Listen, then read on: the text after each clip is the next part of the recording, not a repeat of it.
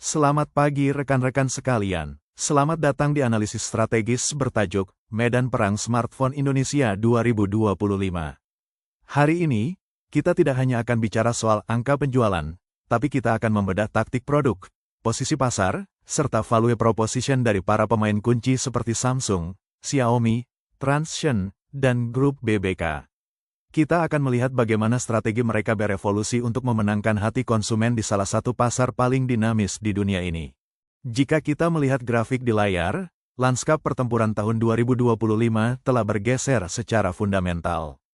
Pasar Indonesia tidak lagi sekadar tentang siapa yang paling murah, melainkan pertempuran strategis di tiga arena utama. Perhatikan dua garis yang saling bersilangan ini, demokratisasi durabilitas dan komoditisasi performa. Jika di tahun 2023 kita masih fokus pada angka megapiksel atau jenis chipset saja, di tahun 2025 standar tersebut telah bergeser ke arah durabilitas ekstrim, performa tinggi yang lebih terjangkau, dan integrasi AI. Kita melihat munculnya arena, volume dan utilitas untuk pasar bawah, nilai dan durabilitas untuk pasar menengah, hingga puncak performa bagi mereka yang mengejar kekuatan mentah sebuah perangkat. Mari kita masuk ke arena pertama, fondasi pasar. Segmen harga 1 hingga 2 juta rupiah adalah mesin volume sesungguhnya bagi industri di Indonesia.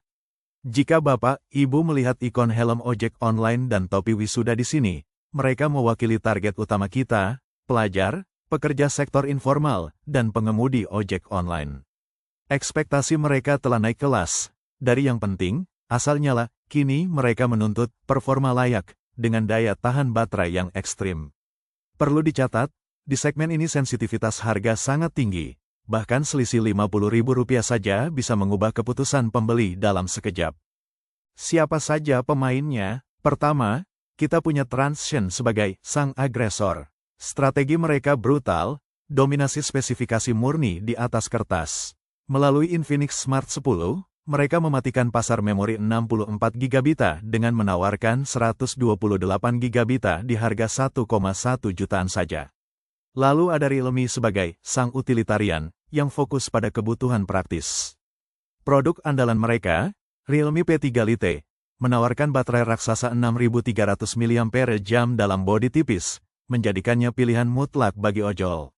Sementara itu, Samsung dan BBK tetap bertahan sebagai sang petahana.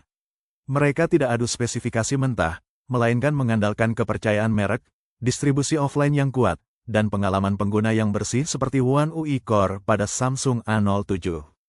Naik ke segmen 2 hingga 4 juta rupiah, kita memasuki titik didih persaingan. Di sini terjadi revolusi yang saya sebut sebagai revolusi ROG mainstream. Perhatikan ilustrasi semprotan air di layar, fitur tahan cipratan kini dianggap usang.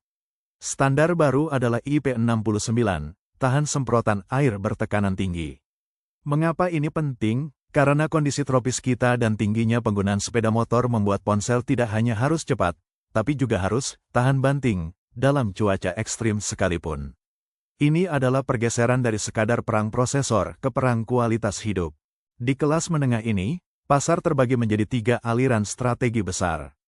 Aliran pertama adalah durabilitas ekstrim yang dipimpin oleh Vivo dan Realme.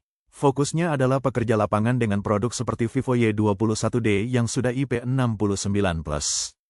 Aliran kedua adalah investasi jangka panjang yang dikuasai Samsung. Mereka menyasar pengguna yang ingin memakai ponsel hingga 5 tahun dengan jaminan pembaruan OS hingga 6 kali, seperti pada Galaxy A16 5G. Terakhir, aliran ketiga adalah performa mentah dan gaming. Disinilah Infinix, Ico, dan Poco bertarung menyediakan perangkat dengan skor Antutu di atas 1 juta untuk para Gen Z dan gamer dengan anggaran terbatas.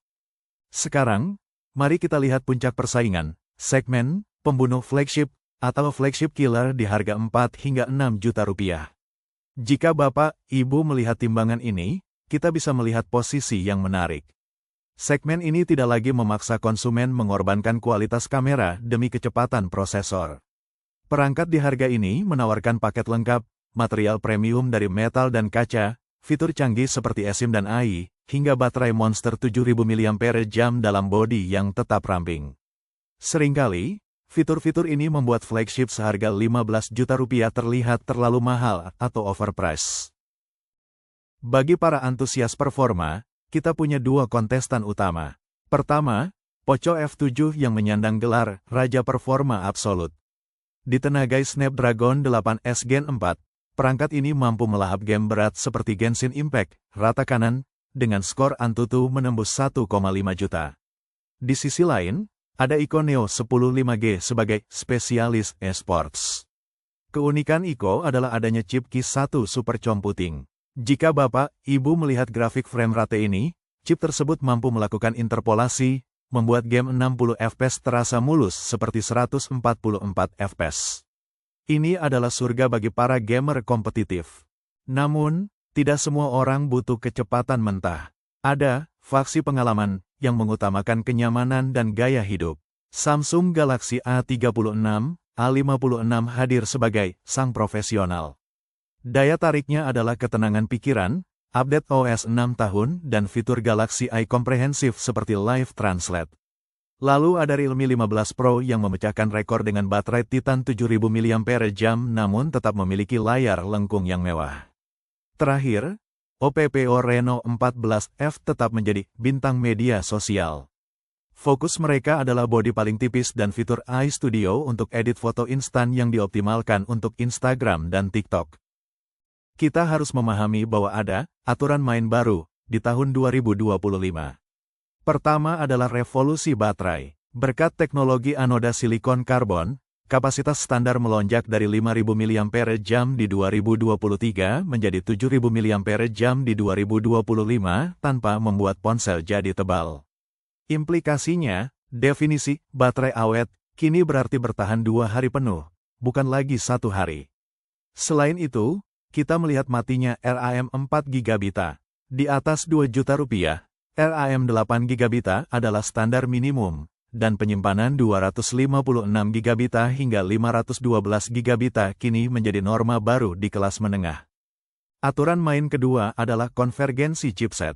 Jika Bapak, Ibu melihat grafik garis ini, kesenjangan antara performa chipset menengah dan flagship menyempit secara dramatis. Dengan hadirnya Dimensity 8400 Ultra dan Snapdragon 8S Gen 4, performa CPU yang ditawarkan sudah melampaui kebutuhan 99% aplikasi Android saat ini. Implikasi strategisnya sangat besar. Konsumen tidak lagi perlu membeli ponsel 15 juta untuk mendapatkan pengalaman lancar selama 5 tahun. Umur pakai teknis ponsel di segmen 4-6 juta kini menjadi sangat panjang. Sebagai panduan akhir, kami telah menyusun peta jalan produk berdasarkan profil pengguna. Untuk ojol, Realme P3 Lite dengan baterai maksimal adalah juaranya. Pekerja lapangan disarankan memilih Vivo Y21D karena ketahanan ekstremnya. Pelajar yang mengejar nilai value for money terbaik bisa melirik Infinix Hot 55G atau Poco X7 Pro. Profesional muda akan sangat terbantu dengan produktivitas Samsung Galaxy A36, A56. Dan tentu saja, bagi para gamer kompetitif, Poco F7 atau Ico Neo 10 adalah pilihan yang tak tergoyahkan.